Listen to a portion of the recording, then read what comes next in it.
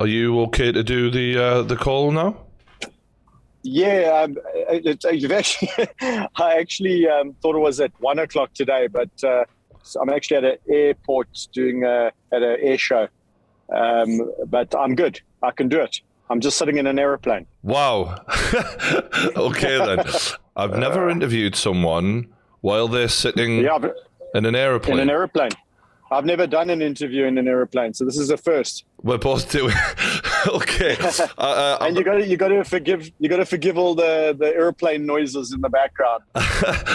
This really looks the part here, Kevin. I've got to say, you looking like Indiana Jones over here, mate. Okay, this is cool.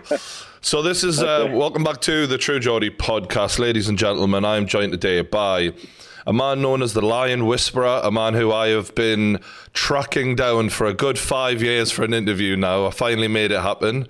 Been a big fan of Kevin Richardson's work for a long time, so thanks for coming on, Kevin. It's a pleasure. Thanks for having me on. Yeah, I guess just to give our audience a bit of an idea of who you are and what you do, you've devoted your life to animals. How many animals do you have, and sort of what kind of facility do you have? Yeah, I run a sanctuary basically just north of Pretoria. It's home to 23 lions, 11 spotted hyena, 1 striped hyena, and 4 leopards. So it's basically just a safe haven to give these animals a quality of life and a dignified life until the day they pass away. So that's the mission. Once they pass away, they won't be replaced. We have a no breeding policy at the sanctuary, so there's no newcomers. And we don't operate a rescue facility, so I'm not a rescue facility. So once these animals pass, then that will be that, and we will morph into something different, which is most likely a rehabilitation center for wild animals. And the premise is that if they come to the facility, they must go. So that's the idea. And what made you want to set this up in the first place? Yeah, I got involved with lions around about 1998, and I went to a facility that offered lions for the public to come and view and to interact with and all of the above. And I saw nothing wrong with it at the time. I was a 23-year-old young man. And as I started to work there, I started to realize that there were a few things that, not a few, actually many things that just went against the grain of somebody who liked animals. The reason I went to work there was because I enjoyed animals. And a lot of these facilities, I realized they weren't what they say they are. And it's this whole deception gig and lying to the public, basically. And so I kind of made it my mission to rescue these animals that I was caring for. I couldn't take all of them. And so I took the ones that I could get my hands on. And yeah, it wasn't an easy process of the whole transition. It wasn't just like a light switch that you can, just switch on or off. It was a whole process to actually move away from this facility and set up my own establishment. That must have taken a lot of cash and a lot of hard work. How did you manage to pull that together? That's not easy. Yeah, exactly. I think what people don't realize is the hard work behind trying to fulfill a vision. Mm-hmm. And also the fact that, I contrary to what a lot of people would have believed, is that I wasn't born with a silver spoon in my mouth. And so I had to really figure out how to make this happen. And so just with a lot of perseverance, a lot of persistence, mm-hmm. A lot of, dodging and diving to try and make sure that I could actually wrangle these animals away and do what I wanted to eventually do and achieve, and then be in control of my own destiny as well as the animals, because I think the thing that I always tell people is that I'm merely a custodian of these animals. I don't mm-hmm. own them. I might have legal guardianship of them, but they're individuals, each and every one of them. So that's merely what I do. I'm giving them a life, and hopefully whilst doing that, I'm able to captivate an audience, educate an audience, and just make people fall in love with wildlife so that our future generations can have these animals around to enjoy too. Yeah, it seems like your approach is so different to what we have all recently been exposed to in the mainstream media of these tiger documentaries, the Tiger King documentary, etc. When we watch those guys with animals, they operate out of fear. And they've, the animals clearly recognize weapons and other things whenever they're pulled out. And whereas with you look like you're one of them, and that's kind of where your reputation and where I discovered you was, someone who was clearly accepted by the animals, and that is shocking when you first see it. For a normal guy, you're like, wow, he's just like the Jungle Book, like, come to life here. It's and they love you. They clearly absolutely love you, these animals. So how did you manage to get that level of relationship with them? It's true what you say. I mean, and it's unfortunate because a lot of people would like to tar me with the same brush. And if you work with wild animals, kind of everyone just lumps you into that Tiger King kind of category. It's pretty sad. And yes, does that frustrate you, Kevin? Sorry to interrupt you, but does that hurt your feelings, given that you're so different to these guys? I'm thick-skinned, so yeah. In the past, I used to kind of fight it and say, like, but why can't they see the difference? And then I eventually realized that, eventually the cream will rise to the top. So you got to just persist and persevere with your ideals, and so I've done that. I've just been true to myself, or hopefully been true to myself, and continued to not deviate from who I am and what I believe in, because there are people that believe that humans shouldn't interact with wild animals, and I disagree, obviously, because I interact with my lions, and I feel that they have a quality of life because of it. Without that interaction, they would merely be animals in cages, which is unfortunate because, from where I sit now. Is it a case of the horses bolted a little bit, like to try and say we shouldn't interfere with animals? It's like, well, unfortunately, too many fools out there have already done that. So we unfortunately need people like yourself to try and keep a hold of these animals and look after them. Well, yeah, I mean, that is exactly my mandate for the animals in my care. But I don't advocate that we need to, everyone needs to go out and become a lion whisperer, because I think it's a hard grind. It's a commitment. It takes a lot of money. It takes a lot out of you. And I would prefer to see these animals in the wild. As you quite correctly say, we have done this to them. They didn't ask to be put in captivity, and people continue to breed these animals for captivity, and that's the unfortunate thing. And I think until such time as legislation changes and it's outlawed, there's always going to be somebody breeding, and there's always going to be somebody rescuing. And so for me, I drew the line in the sand and said, we are not a rescue center, and I don't want to be a place that just takes in all these rescues from all around the world, because then we're part of this vicious cycle, and I don't want to be part of a vicious cycle. I want to be part of helping rehabilitate animals that can go back to the wild, because I think that is conservation, and that is purpose, that is purposeful. But it's not to say that the animals in my care can't have or hold a conservation value. And I think that's key, because a lot of people out there say, oh, well, there's no conservation value in captive animals. And I disagree, because I think captive animals, if utilized correctly, can have a conservation value. And that could be just from an educational perspective, and educating people not as to, the attributes of the animal, educating people as to why this animal shouldn't be in a cage. And then also just raising awareness and hopefully funding to contribute to wild species conservation. I mean, you've definitely done that, obviously, and it makes absolute sense to me. I think anyone who is going to disagree with you is just trying to cause problems at that point, because the amount of views that you've generated on YouTube and the awareness that you've raised is you can't argue with the numbers. They're there in black and white, and the thing that obviously grabs everyone is seeing you eye to eye with these animals. And I think it's a basic question, but it's what does it feel like to be that close to a killing machine? You know, it's dangerous. You know, man. no. It's dangerous when you don't know what you're doing, and then it's like anything. You know, I'm here sitting talking to you in an aeroplane, but an aeroplane can be one of the most dangerous things you can, enter into if you don't know what you're doing. But if you do know what you're doing, an aeroplane becomes relatively safe. There's always risk. I will say that, and nothing worthwhile in life is without risk.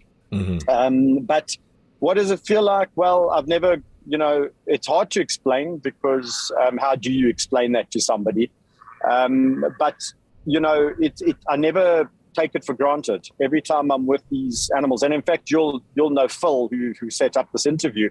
For the first time in his life, he's come to the sanctuary, and he was able to see me with the lions. And he said to me, Kevin, it's unbelievable, because you watch the videos, and it's awesome to see on the videos, don't get me wrong, but to see you in real life, it's so much more visceral. It's so much more real. And he further went on to say that it was like he had this adrenaline rush just watching me with a lion, because every bone in his body says, you shouldn't be doing that. And then, but then he understands that, these lions are my friends, in the sense that I'm part of their groups, part of their prides. And, so that's what it's about. It's about getting to know them very intimately, knowing what they like and knowing what they don't like, and then making sure you don't do what they don't like. Yeah, it's very clear that you know their moods, and you communicate with them. And have you? All right. So he said he felt an adrenaline rush. Do you have any element of fear left after all these years, or is it just complete calm? Yeah. So I suppose the analogy is like asking a MotoGP or Formula One driver if they still get adrenaline on the start line, when they're starting for a race. And I think that always is there. I think you just get used to it, and it becomes the norm. It's a normal, a new normal. And I think it's the same thing, when I don't get an adrenaline rush when I go in with the lions, because, there's this comfortableness about the friendship, the relationship. So, but there are times when, they do things, and then you kind of go like, yeah, as if I needed reminding, but yeah, they're lions. Yeah. They're very powerful and very, they're very, very powerful, very strong, but yet so gentle. And what always impresses me is not the strength of a lion, but the gentleness of a lion. Yeah, when we see you sort of rolling around with them and cuddling them, I mean, it looks like the most fun thing in the world. But yeah, all it takes, I guess, is one little mood change, one little nibble, and that can snap you out of it. What would be the have you got a memory of the most sort of frightened you've been around one of these things? Like, yeah, look, I mean, just to pick up on what you just said is no, they're not. Even when you do get an injury, it's normally not malicious. So they're not out there to, once they are a part of a group, they're not there to injure each other. So like they would not intentionally injure each other, they don't ever intentionally injure you. So you may very well get a scratch or inadvertently be bitten because, they mistook what you did for a threat, but it's never malicious, and normally it's controlled. So actually in 25 years almost now of working, I mean, there has been a few incidents, but very, very few. And they've mostly been as a result of my stupidity. Like, for example, way back in the days when a lioness had cubs, and she mistook me for hurting her cubs. Then she would, she would lash out at any pride member for trying their luck with her cubs, you know. So you live and learn about, and even in a situation like that, you know, she gives you a lot of warnings. So yeah, it is an interesting phenomenon. A lot of people just think that these predators are all or nothing. It's almost like that. They think they've got this shark mentality, which even sharks don't have, you know. So lions, there's a lot more going on inside the head than most people would, you know, like to imagine. I mean, you've obviously mentioned MotoGP and a Formula One, and there you are sat in an aeroplane and a guy who hangs out with lions. Naturally, we're probably all thinking this guy's a bit of an adrenaline junkie here. Is that true, or? Well, I think adrenaline junkies don't think they're adrenaline junkies. They think it's normal. So for me, I just don't understand why people don't want to do these things. Yeah. Because life is too short to exist, you know? Mm. And yes, God forbid I pass away untimely. I wouldn't change a thing because I've lived a good life, you know? So life is for living. And if it's cut short because of something that I've partaken in, then so be it. I would rather have lived that kind of existence than, you know, just existing day to day, safe, you know, worrying about everything, worrying about being safe. It's not my character. Can you can we go through some of the animals you actually look after in terms of their breeds, and maybe talk a little bit about some unexpected qualities, like, because I think the general public just have this Disney stereotype in their head. For example, hyenas are all evil because of the Lion King, you know. So you know, let's start with hyenas, for example. I know you have a good relationship with them, and I adore them. What are they like? I adore hyenas, and I adore them for the very reason that they are underdogs and that they've been painted in such a bad light by, you know, documentaries of yesteryear, which have been endorsed by some really powerful organizations, which is quite sad because it's just sensationalism. And Disney didn't do hyenas any justice either, they did them a huge disservice. Hyenas are super intelligent animals once you get to know them, or have spent enough time in the bush just to observe them. Super intelligent. And I'm talking about on a level with chimpanzees. You know, in some experiments that have been done on hyena, they've outperformed chimpanzees in collaborative problem-solving experiments. So you're not talking about a stupid animal here. You're talking about a highly intelligent animal. And actually, when you look at a hyena face-to-face, they're actually extremely good-looking. And this is probably, people are going to go, yeah, that's your opinion. They are extremely good-looking. They are wonderful, but, and this is the big but, is that they are very hierarchical. So they have strict hierarchies, and they respect those hierarchies, and they're always trying to challenge. You know, they're always trying to get up. In the corporate environment, they're always trying to climb that corporate ladder. No different to humans, you know. I know some nasty humans who have done some really horrible things to get ahead in the world, you know.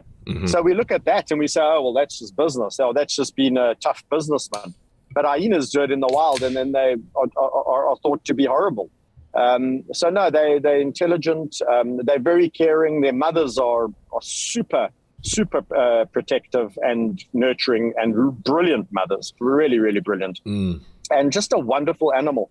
And you know, all the videos I make on hyenas, a lot of the people come back. The commentary generally about the hyenas is, Kevin, I had no idea that they were just so awesome. And so, you know, people have fallen in love with hyenas due to my videos. And, you know, for those naysayers out there, not one person has come back saying, oh, I want to get a pet hyena. They're going, we understand the complexities of why we shouldn't get a hyena, because hyenas should be in clans. They shouldn't be kept as individuals. You know, so, and they understand that hyenas need large tracts of land, large amounts of space, and they need these social hierarchies to thrive.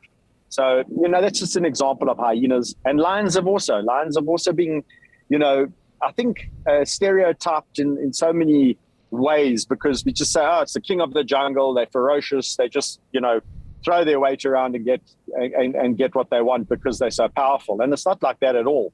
I think lions can be very much a scary cat and a scaredy cat, and they can be freaked out quite easily and subdued quite easily. And that's hence why we can see why people can beat them into submission. You see them in circuses and you see them in the movies like The Tiger King. And these animals are not understanding where they fit in, and they can be fearful. And this big, powerful animal can be beaten into submission. It can just become a cardboard cutout of what it's really meant to be. So, and then just the personalities, Brian. I mean, it's just unbelievable. From 23 lions, 23 different personalities. Like I'm a personality and you're a personality and everyone around us is. It's exactly the same with these lions. So for us to look at them and say that this is how the species is very oversimplified. They're extremely complicated and take personalities into account. You also have cheetahs and leopards, I believe, or is it panthers as well? Yeah, so we're rehabilitating 8 cheetah for rewilding, and we're about a month to 6 weeks away from releasing these 8 cheetah back into the wild. So we took on these 8 cheetah. They're actually called the Miracle 8. And they were rescued as cubs from the wild because 5 of them's mother was poached, which is a huge problem in Africa, in the world. Poaching for meat, poaching for body parts, etc. And their mother was inadvertently caught in a snare. And when the poachers found her, they basically skinned her and chopped up her body for the trade, for the muti trade and for the parts trade. And so the guide found these 5 cubs, and we were contacted as a result. And then later on, 3 more cubs were found after their mother had come together with a lion, and the lion had killed her.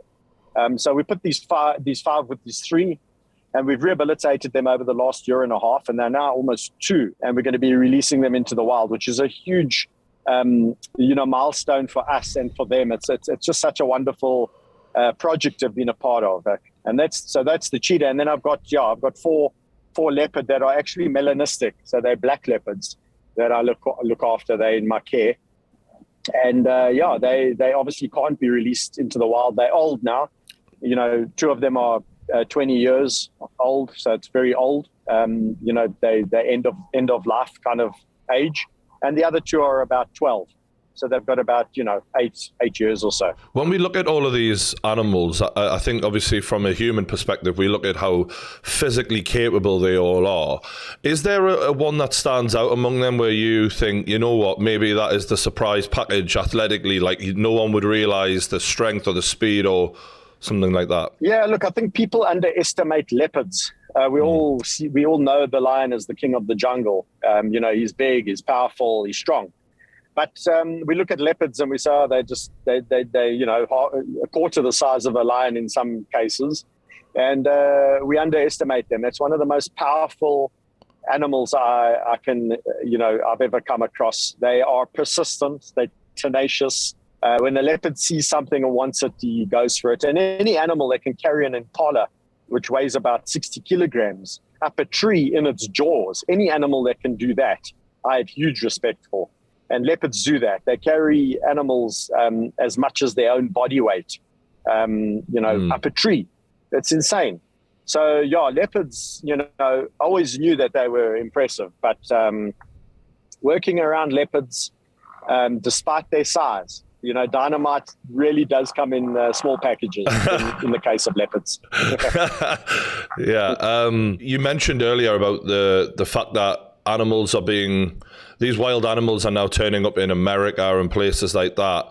What do you think is causing this boom where we're now looking at a situation where we might have more wild animals in captivity in America than actually in the wild in the future? Yeah, look, I don't think it's all of a sudden a boom. I think it's always been there. And I think what's just made people more aware is social media. So because we are able to communicate so much quicker these days, many more people are aware of what's going on all around the world. So, this breeding of the exotic wild pet trade in America has been going on for decades. And it's a case of people wanting that pet that their mate doesn't have. Your mate's got a bull dog and a pit bull and a this and a that. Oh, I've got a tiger. I've got a tiger. Beat that, Yeah. And I suppose what is half the problem is the fact that the authorities in the United States allow it. You shouldn't be allowed to keep a big cat unless you can show that you have, reason to keep it, and that you've had the correct training, and that you know what you're doing. It's almost like letting a kid jumping into an airplane and go fly, just because he's had some practice on Flight Simulator at home on his computer. It's two different ball games, and this is what's been allowed, which is absolutely perplexing. And it's not just in America; it's the world throughout. So I think, if authorities can clamp down on that and not, regulate it to the extent that people can't just keep these animals and that it's made illegal, then we will have to have this phasing out period. And otherwise, there's going to be mass euthanasia, and then we're going to have animal rights groups and activists up in arms. So, whichever way you look at it, they're unhappy because animals are being kept in these, horrid conditions. But they would also be happy if there was an issuance, from government saying, listen, we need to stop this in its tracks. Because even if all these animals in America were rescued, where are they going to go? I'm a sanctuary. I've got 23 lions. And let me tell you, it's an expensive pastime keeping these animals in tip-top shape. As they get older, their veterinary intervention and care is so much greater, and it costs so much money. And then when I hear of facilities saying, well, we have 400 rescued lions, I'm going, well, you cannot possibly look after 400 rescued lions properly unless you've got gazillions of dollars just flowing in. And we know that this is not the case. And the other problem with these rescue facilities is that as soon as people stop donating, and the next best thing comes along, the money dries up. They've still got this expense. So what do you do about that? And a lot of these animals then land up suffering. So, as harsh as sometimes euthanizing animals is, sometimes it's arguably the more humane thing to do for these animals. Otherwise, they'll end up living lives in cages, pacing up and down. And it's just so that a few people can feel happy about themselves. This is a lot of the time what frustrates me about rescuing is that rescuing is not about getting an animal and making it safe. Rescuing is about starting that process and then completing it. In other words, facilitating the good care of that animal until the day it passes away in captivity. And that can be 20 years, 25 years, and who is committing for that period of time? None of these people who commit to rescuing commit to those animals for that period of time. And that's why it's flawed. Well, you've really helped me understand better the whole process and how things can be misrepresented in the public eye for people's own benefits. Obviously, the Tiger King documentary was huge. I mean, it was literally everything that anyone was talking about. Did you watch that? Unfortunately, I had the displeasure of watching it, yes. Yeah. And how did, because for us, it was pure entertainment. And I think obviously a lot of us are able to just not understand what they're doing to the animals. So therefore, we're probably not feeling the way you are. How did you feel watching all of that? Well, look, I mean, mildly amusing because these people, you actually look at this and go, I actually cannot believe people would behave like this. But then very upsetting in the sense that these animals are being treated the way they are being treated. And I mean, all elements of the Tiger King, I must be honest. I mean, it was every single component was just jaw-dropping. It was, from every aspect and every angle you looked at that program. I mean, there was just, it beggared belief, actually. So, it was all the more reason to revisit why animals like tigers and lions, etc., shouldn't be kept as pets or in many cases in captive situations. I think Often, as I've said many times, often the rescue facility can be as bad as the facility that they were rescued from. And that, just because somebody says I'm a rescue facility, it doesn't mean that they're good. So we must be very careful of that. And unfortunately, it did open the eyes. So I think that was a good thing. But I hope, 2020, we were all locked down. Everyone was sitting at home with nothing better to do. So this was an entertaining program to watch. Talked about it for the next 3-4 months, the celebrities and, everyone was chatting about Tiger King. But, 2 years down the line, what's been done? It's gone quiet. And everyone just remembers the memes from the Tiger King. What's happened to the animals? You are spot on. You couldn't have put it better. Everyone remembers the memes, but what about the animals?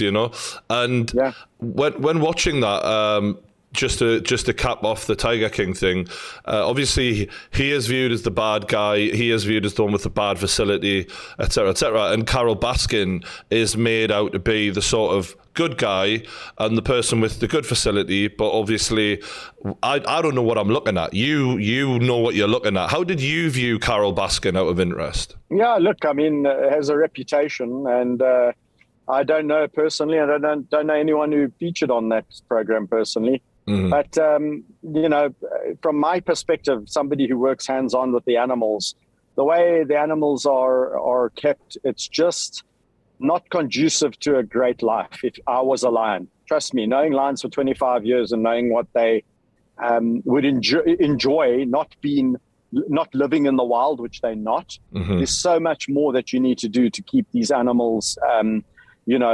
stimulated. And not just mentally, but physically, So these animals need physical exercise. That's the way they were designed. They need mental stimulation. That's the way they were designed.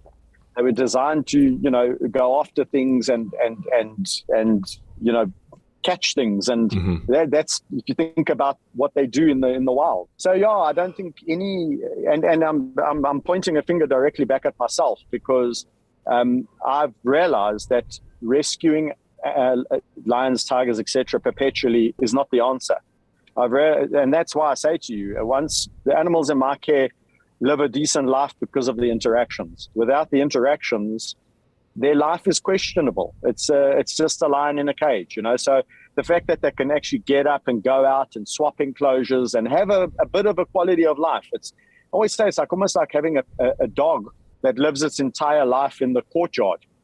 And all you do is throw it a bone every now and again, or a box or something, and say, "Hey, look, I gave it some enrichment and some stimulation." No, that dog wants to go out and wants to go walking, and and that's the same as my lions in my care. It gives them something to look forward to in life. You know what I'm saying? Can you educate us on Ligers, because I didn't really even know they existed until that documentary. I basically was shocked that they could crossbreed like that. Is that ethical, or? Well, it's not ethical. I will say that off the bat. I mean, Ligers is just a deliberate crossing of tigers and lions. And then you get Tigons, which is, depending on if you breed the male and the female or the female and the male, it's going to depend on whether you get a Liger or a Tigon.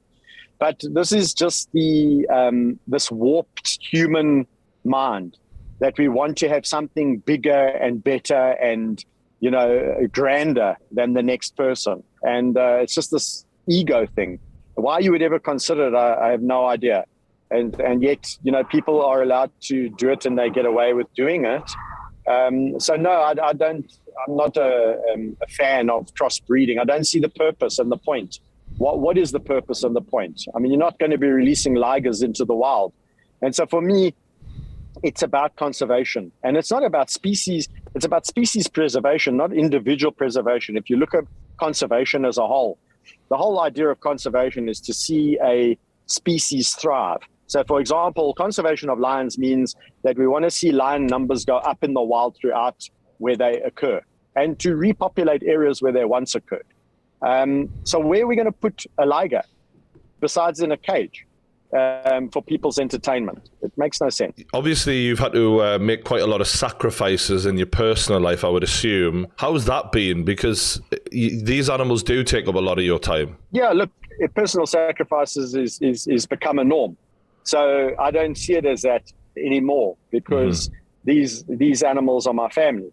So, you know, when your children are growing up, you make a lot of personal sacrifices too, to make sure that they, you know, are well educated, that you know, you attend their sports functions, etc. They take up a lot of time, but we don't begrudge that, because they are children, you know. So although I've made a lot of sacrifices for the cats, I would do it over again in a heartbeat for those animals, but I wouldn't want to perpetuate it. It's like once you've had kids of your own, and then somebody says your kids are now 18, do you want some more? I'm like, no, thanks. I've paid my dues. Yeah, I hear you. And obviously, like, for people at home, we're sort of thinking, I wonder if the love of a lion is kind of like the love of a dog, or is it more human-like to you? No, it's you know, I know some people who love their dogs more than humans. So it just depends on you as an individual. But I would say, like, my dog that lives in our house with my family is part of the family. Yeah. And I have my 2 kids, and we have a dog, and we have basically 3 kids. And so my dog is part of my family, and so too are the lions in the sanctuary. You know, we know them individualistically. They've all got, you know, we know their names. We know everything about them, everything there is to know. You know, they're not just a number. So, you know, when I talk about them, it's affectionately Siam, or it's affectionately Meg or Bobcat or whatever. And I can, every time I mention that name, all these images are conjured up in my mind of Bobcat or Meg or Siam or whoever, you know, the animal is. And so when we lose them, we are devastated. But by the same token, we are pleased in the sense that, and at least this is from my perspective, is that I was able to, you know, fulfill my commitment to them and give them a quality of life the best I could, at least, in a captive situation. So that's, yeah, they're like family. Is that some sort of spiritual quest for you in terms of like what you feel like the meaning of your life is? Not really, Brian. Yeah, I mean, it just was. It's a weird thing. It's like you commit to something, and then I've always had that kind of way about me. Once, maybe it takes me a little bit longer than others to get excited about something, but once I get excited about something and my passion bubbles through for something, I'm a stickler for keeping on at it. So, you know, I always say passion, perseverance, and then a very important part of that comes commitment.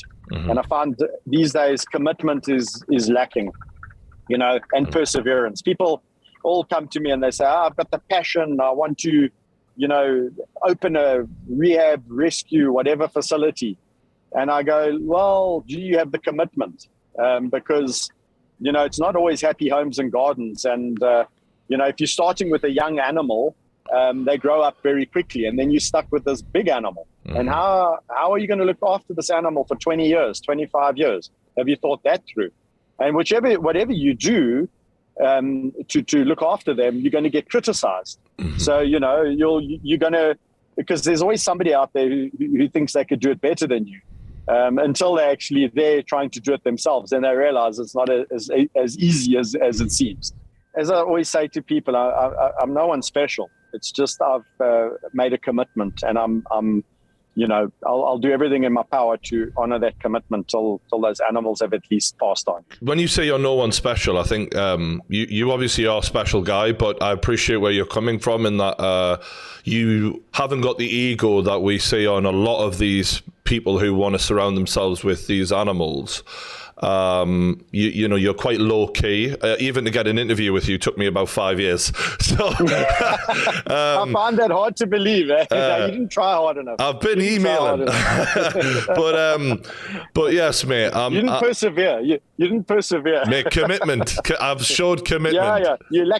You actually did persevere, but you lacked commitment. Come on, When it comes to animal lovers, you know, I consider myself a huge animal lover, and I guess I feel like I even gravitate more towards being around animals than people a lot of the time, because you know what you're getting. And I wondered if you were a little bit the same in regards to being not necessarily a people person as much. Do you find animal relationships easier than human ones at this stage? Well, certainly when I was younger, I used to utter it all the time. I hate people, I love animals. You know, that's when I was younger.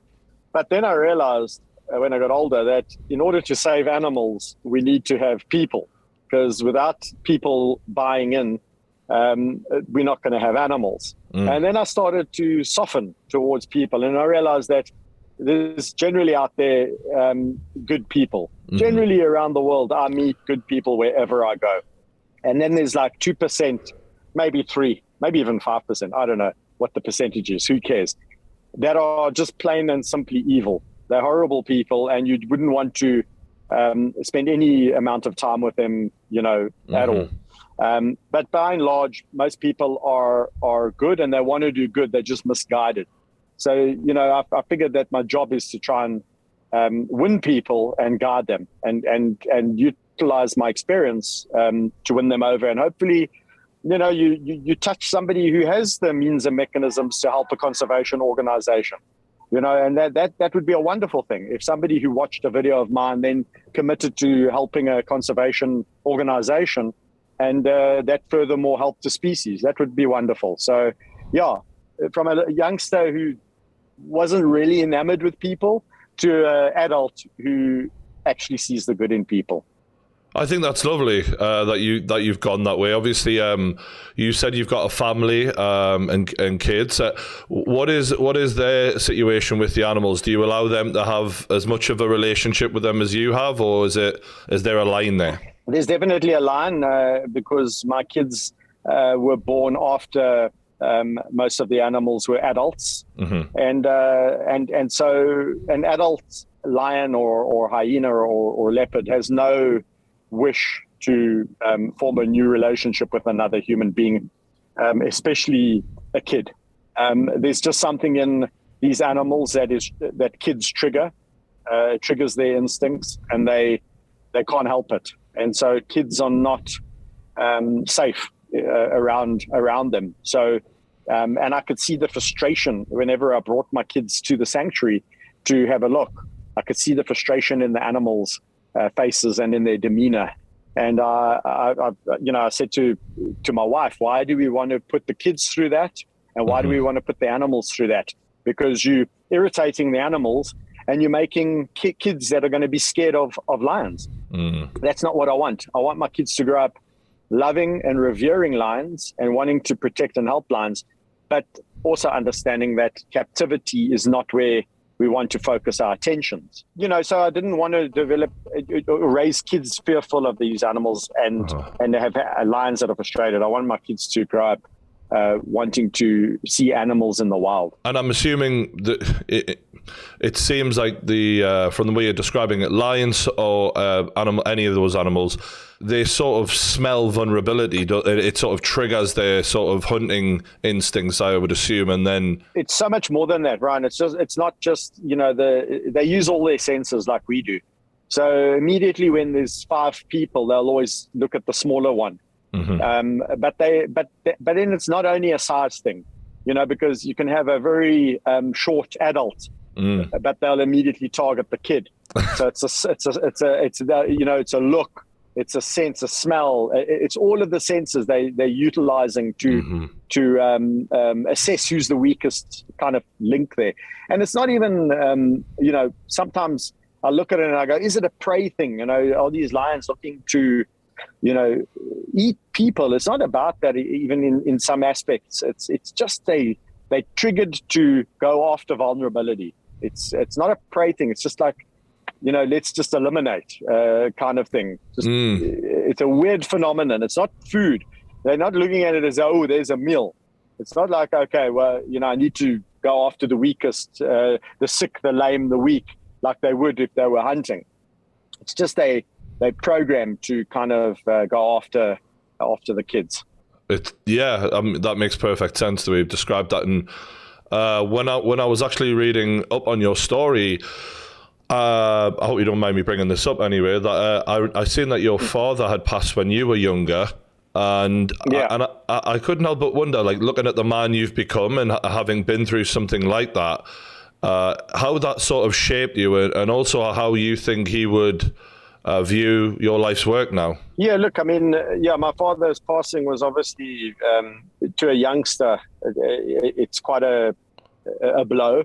But in a sense, it was also a reason for why I went and did what I started doing when I was young. You know, I went off the rails a bit and needed to be brought back on them.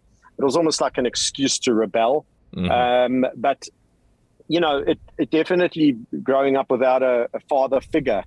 And it's no secret. I mean, I said it in my book. I mean, my dad and I, it wasn't the greatest of father-son relationships. So my father figure wasn't great to begin with.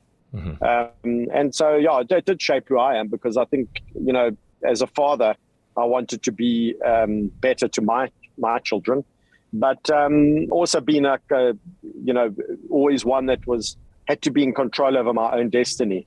It did grow me up quicker than most, you know. So I did have to grow up quickly as a youngster, which I don't regret. It's all good.